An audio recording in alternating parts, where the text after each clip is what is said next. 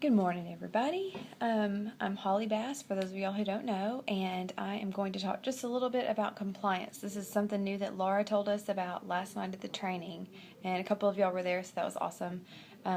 You got to see that firsthand, but for the rest of you, this is really important stuff. This is not what I was planning on talking about for my first video, but there are 4 things I want to discuss, and the first big compliance issue is the whole thing about disease names, and we have been saying, do you have diabetes? Do you know someone with MS? And all that kind of stuff. Well, check out this testimony. We can no longer use disease names.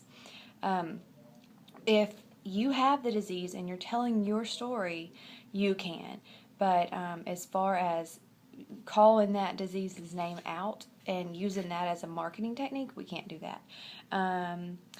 We can't even say, this might help with, to alleviate your lupus issues or whatever. We can no longer use the word might.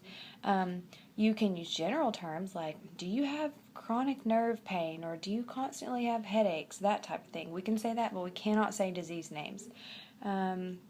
Like I said, if you have it or if you've experienced it personally, you can say, I have diabetes, I started taking Plexus in February, and this is what happened, these are what my levels did, and so on and so on. But you cannot say, hey, do you have diabetes? Check out my story. But you can just tell your story as what happened to you, or you can share someone else's story about what happened to them, and that's how diseases' names can be mentioned. But we cannot use that as a marketing key phrase or whatever.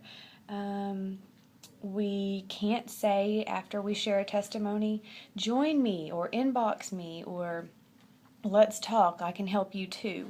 We can't say any of those things. We just post it and let it speak for itself. And people, if you're posting on Facebook, people know that you're doing Plexus, and they will probably know that that testimony is related to Plexus. There was a lot of discussion about how we can get the word out that this is Plexus related, and it kind of boils down to, you could make another post if you wanted to that said something along the lines of, hey, if you've been seeing my posts about some really awesome things that are going on health-wise, then inbox me and I'll help, and I can talk to you about maybe some products you can try. But don't put it with the actual testimony that says a disease name. I know it's real nitpicky, and it's not Plexus that's having to do this. The FDA is cracking down on all health and supplement companies, so it's not just us. We're just trying to stay out of the line of fire there.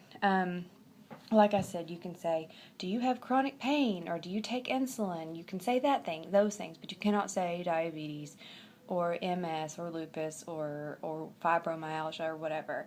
So that was the first thing. The second thing, for some reason, this was a topic of discussion, and apparently people have done this. Do not post that Plexus helped you get pregnant.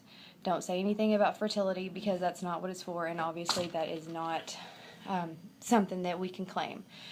So the third thing is the spit test. There's been different things that they've been telling us about what we can and cannot say regarding the spit test. Before, we just kind of told people to do it, and it was fine. We didn't have to have any disclaimers. And then for a while, we were told not to advertise a spit test at all. But now we can, but we have to use the disclaimer that the spit test is not affiliated with Plexus. It's not 100% fully accurate, and that we aren't doctors, we cannot diagnose, and that the only way to get a true diagnosis for candida overgrowth is to see your doctor. So you can mention the spit test, but you have to put those 4 little statements in there as a disclaimer. Again, just to keep us all clear, legally speaking. Okay, and then the final thing are graphics, and a lot of y'all probably already know this, but when you are digging up a graphic to share it, or you have a Plexus friend that has posted something and there's a little graphic or an ad or a picture attached, you can use all those as long as they have to be compliance approved, and they have to have the little code on there that's mostly numbers with a set of initials, and that means that has been approved by compliance, so that is compliant. If it doesn't have that, that doesn't mean it's not compliant, but if you want to be 100% sure that you are on the right track, only use the ones that say independent ambassador, and they have that long serial approval code.